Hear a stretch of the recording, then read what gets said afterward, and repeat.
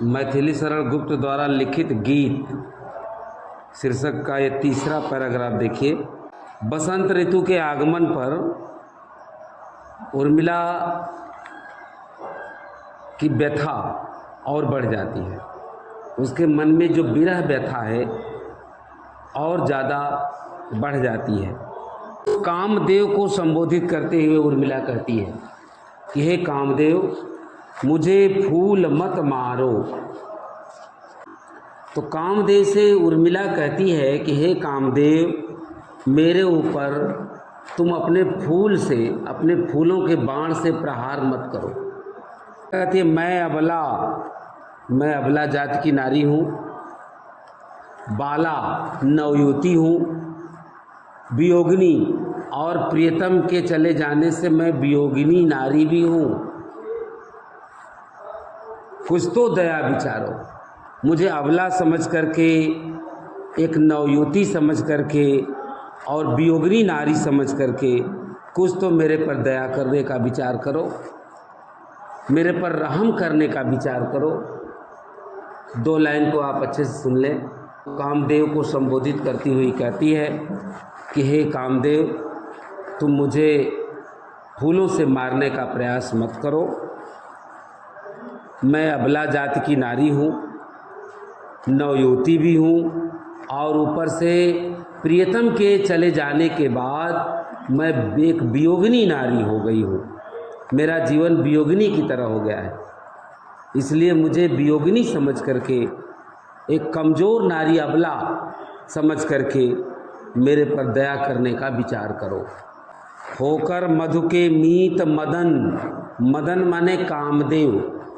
हे कामदेव, तुम मधु माने बसंत के मित्र हो। होकर मधु के मीत मदन।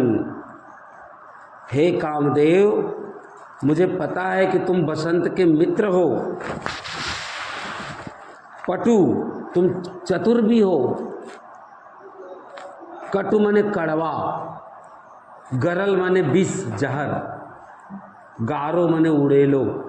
इसलिए हे कामदेव, तुम बसंत के मित्र हो, ऊपर से चतुर हो, और अपने इस कड़वे जहर को मेरे ऊपर डालने का प्रयास मत करो। उर्मिला कहती है कि तुम बसंत के मित्र हो, चतुर भी हो, इसलिए तुम मेरे ऊपर अपने कड़वे जहर को डालने का प्रयास मत करो। तुम कटु गरल न गारो। तुम अपने कड़वे जहर को मेरे पर गारो मने डालने का, उड़ेलने का प्रयास मत करो। मुझे विकलता, प्रियतम के जाने के बाद मैं व्याकुल हूँ। विकलता मतलब मेरे अंदर व्याकुलता है।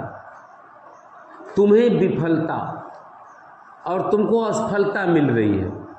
तुम चाह रहे हो कि मैं इसको अपने बस में कर लूँगा, लेकिन मैं तुम्हारे बस में होने वाली नहीं हूँ। मुझे व्याकुलता है, लेकिन तुम्हें सफलता नहीं मिलेगी। तुम्हें विफलता, विफलता मतलब असफलता। तुम मेरे ऊपर सफल नहीं होगे, तुम्हें असफलता मिलेगी। ठहरो, रुको। श्रम परिहारो, परिहारो माने दूर कर लो।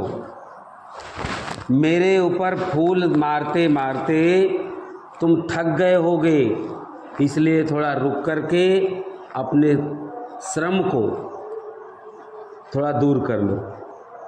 फूल फेंकते फेंकते तुम थक चुके होगे, इसलिए थोड़ा रुक करके अपने श्रम को, अपने जो थकान है उसको परिहारों माने दूर कर लो।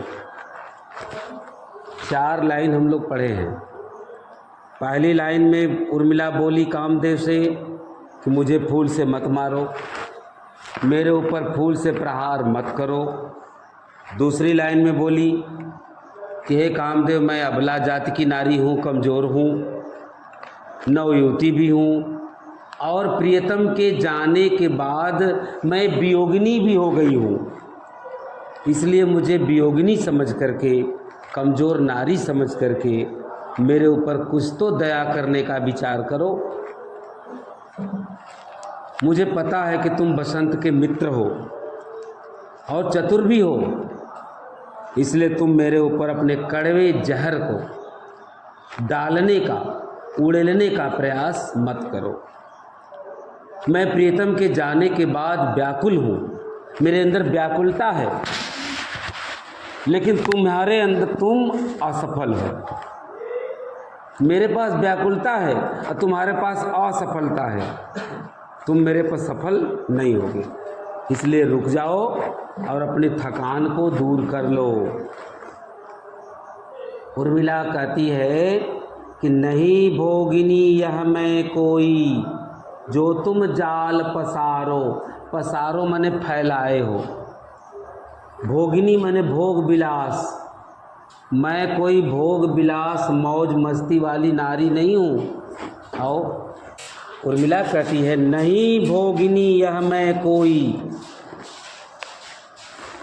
कोई भोग विलास में लिप्त रहने वाली, मौज मस्ती करने वाली स्त्री नहीं हूँ, नारी नहीं हूँ, जिस पर तुम अपना जाल फैलाए हो। उसे फंसाने के लिए तुम अपना जाल फेंके हो। तो अगर मैं कोई भोग विलास वाली, मौज मस्ती वाली अगर नारी होती, तुम्हारे जाल में फंस जाती। लेकिन मैं एक पतिव्रता नारी हूँ, मैं तुम्हारे जाल में फंसने वाली नहीं हूँ। बल हो तो सिंदूर बिंदु यह हर नेत्र निहारो।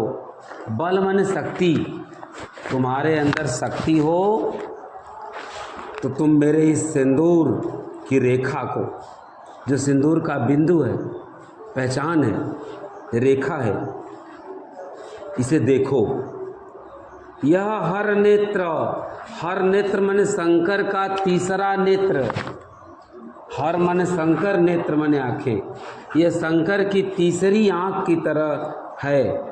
इसको देखो, इसे देखते ही तुम भस्म हो जाओगे। तुम मेरे इस सिंदूर की रेखा, इस सिंदूर जो पतिव्रता नारी की पहचान है, उसे तुम देखो। यह शिव के तीसरे नेत्र की तरह तुम्हें जला देगा।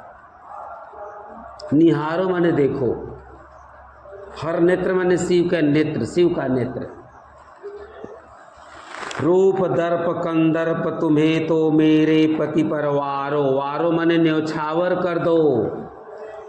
तुम्हें अपने रूप पर दर्प माने घमंड है, अहंकार है, दंभ है। तुम्हें अपने रूप एवं सौंदर्य पर अहंकार है, तो इसे ले जा करके मेरे पति, मेरे प्रियतम के ऊपर न्यौछावर कर दो, क्योंकि तुम मेरे प्रियतम से सुंदर नहीं हो।